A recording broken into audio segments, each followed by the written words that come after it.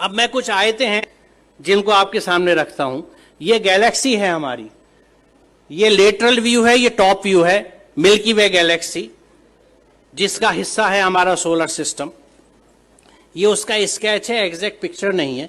इस गैलेक्सी के अगर आप डायमेंशंस देखें तो एक बाजू से दूसरे बाजू 1,00,000 नूरी साल यानी 1,00,000 लाइट ईयर्स का डिफरेंस है, डिस्टेंस है इस हिस्से से उस बाजू तक। लाइट ईयर क्या है? रोशनी 1 सेकंड में तकरीबन 1,86,000 मील या 3,00,000 किलोमीटर चलती है 1 सेकंड में। इसको 60 से मल्टीप्लाई कीजिए, 1 मिनट में रोशनी कितना चली, फिर 60 से मल्टीप्लाई कीजिए 1 घंटे में कितना चली। यहां तक आते ज्यादातर आपके कैलकुलेटर्स कंप्यूटर्स फेल होने लगेंगे क्योंकि फिगर्स बहुत ऊंची चली गई।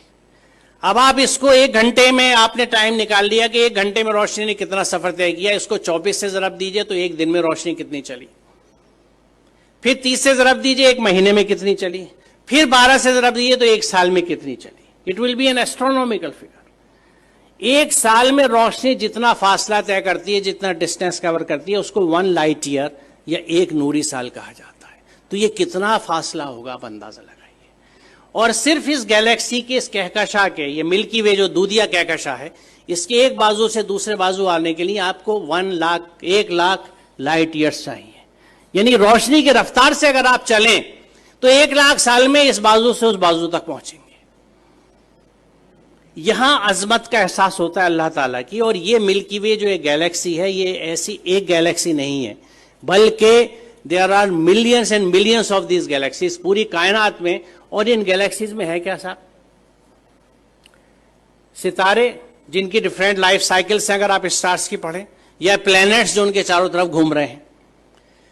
सबसे बड़ा सवाल ये आता है कि ये रुके हुए कैसे हैं?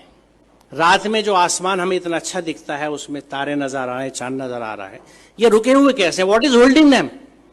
वो क्या चीज है? वो कौन से कुव्वतें हैं? आज हम जानते हैं कि ये इलेक्ट्रोमैग्नेटिक फोर्सेस हैं जिनके बैलेंसिंग से इनको हमने रोक रखा है। It is just phenomenal.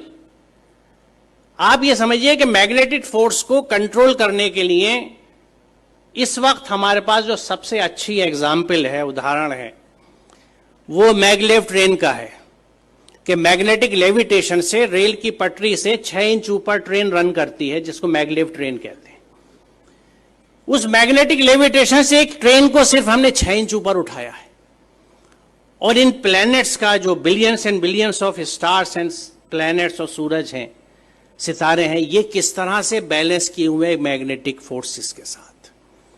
ये कितना जबरदस्त कैलकुलेशन है, कितना जबरदस्त हिसाब है। और इसको जब आप समझते हैं और सूरह रहमान की उस आयत को देखते हैं कि बस समा रफा व वज़ल मीज़ान, तो बात समझ में आती है कि उसने आसमान को बुलंद किया और एक तवाजुन कायम कर दिया। तवाजुन की अहमियत की वजाहत है क्योंकि आप इमेजिन कीजिए, मुझे नहीं पता, मैंने बचपन में खेल खेला है, उसका जिक्र मैं हमेशा इस तकरीर में अपनी करता हूं कि मैग्नेट से जब हम लोग छोटे थे तो हमारे पास वो मोबाइल फोन्स नहीं थे या स्मार्टफोन्स नहीं थे जो आज आप लोगों के पास हैं। हमारे पास क्या होता था? टूटी हुई चूड़ियाँ होती थी, सिगरेट के पैकेट होते थे, माचिस की डिब्बियाँ होती थी, माचिस की तीलियाँ हुआ करती थी, और इन चीज़ों से हम खेल डिवाइस किया करते थे अपने लिए। तो मैग्नेट से हम जो एक खेल डिवाइस करते थे, और वो घर से जल्दी से किसी तरह जब अम्मी की नज़र बचती थी सुई उठा लाते थे या आल पे ले लेते थे अब्बा के ड्रॉज में से कि कागज के ऊपर पिन रखी और नीचे मैग्नेट रख के उसको घुमाना शुरू किया तो ऊपर से वो सुई घूमती थी। अब इस सुई को अगर आप बीच में रख के दोनों साइड मैग्नेट रख लें तो जिधर मैग्नेट का फोर्स ज्यादा होगा सुई उधर भागेगी। एक स्टेज ऐसी आएगी कि सुई बीच में कांपती सी रहेगी, ना इधर जा सकती है ना उधर, क्योंकि यहां पे दोनों फोर्सेज एक दूसरे को न्यूट्रलाइज कर रहे हैं। इधर की मैग्नेटिक की ताकत, इधर की मैग्नेटिक की ताकत एक दूसरे को न्यूट्रलाइज कर रही है, नलीफाई कर रही है। वो सुई बीच में ट्रैप्ड है। अब आप इसे इमेजिन कीजिए कि अगर आप ऐसे ही 2 मैग्नेट ऊपर नीचे रख लें और उस कागज को निकाल दें तो 4 मैग्नेट के बीच में हैंग कर जाएगी नीडल। बड़ी मेहनत करनी पड़ेगी इसको बीच में हैंग करने के लिए, एक सुई को। अब इमेजिन कीजिए इस यूनिवर्स को जिसमें कितने millions and billions of planets इसी मैग्नेटिक फोर्सेस के इंटरप्ले की वजह से, एक बैलेंस की वजह से हैंग कर रहे हैं। जो इसको समझ सकता है वो खालिक की अजमत को समझता है। वो परमात्मा की महात्मा को समझ सकता है, महानता को समझ सकता है, अल्लाह ताला की अजमत को पहचान सकता है। और उस वक्त वो कन्विंस होता है कि जब इस पूरी कायनात में अल्लाह के कानून चलते हैं तो मैं उसके कानून को किस तरह से एक जुज़दान में लपेट के बिना समझे ऊपर रख सकता हूं और उसको फॉलो नहीं करता।